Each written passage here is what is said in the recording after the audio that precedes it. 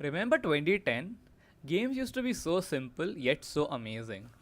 Now, to win a Game of the Year award, your game needs to have a vast accessibility to it, like Baldur's Gate 3 with its huge options and Elden Ring with its huge open world.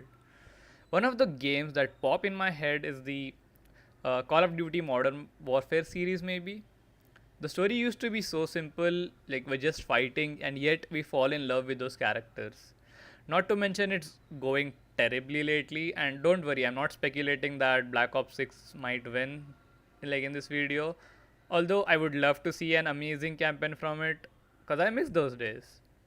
Well, if you do too, here's a game that dropped last month and went under the radar for most, probably like for most of you. Warhammer 40k Space Marine 2. I had no idea what it was like going into it. Since it was a sequel, I wanted to play the first part, and I did. And let me tell you, I had a blast with it even today for it being a 2011 game. But still, if you want to play Space Marine 2 without playing the first part, you still can because it kind of explains in the game what happened in the first part.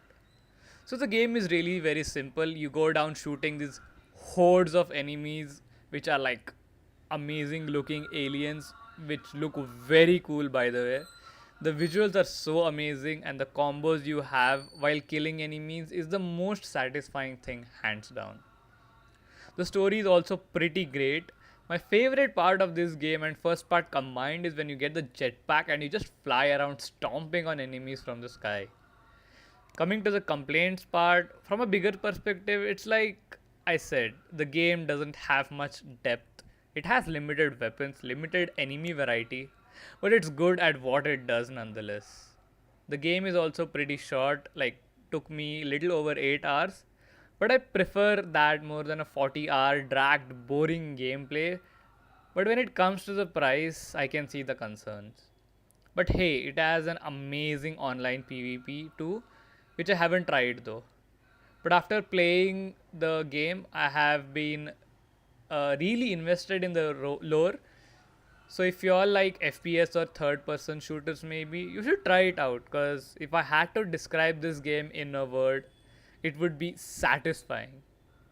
Looking from the perspective of Game of the Year, there are a very few worthy entries this year, like Dragon's Dogma 2, Helldivers 2, and of course Black Myth Wukong and Astrobot, which I haven't played either, which is very sad.